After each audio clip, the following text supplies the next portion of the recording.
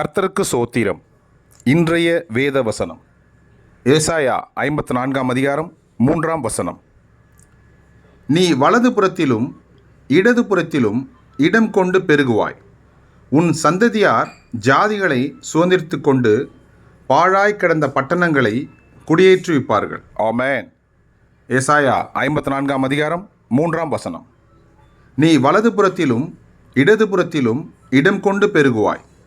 உன் சந்ததியார் ஜாதிகளை சுதந்திரித்து கொண்டு பாழாய் கிடந்த பட்டணங்களை குடியேற்றிவிட்டார்கள். ஆமென். ஏசாயா 54:3.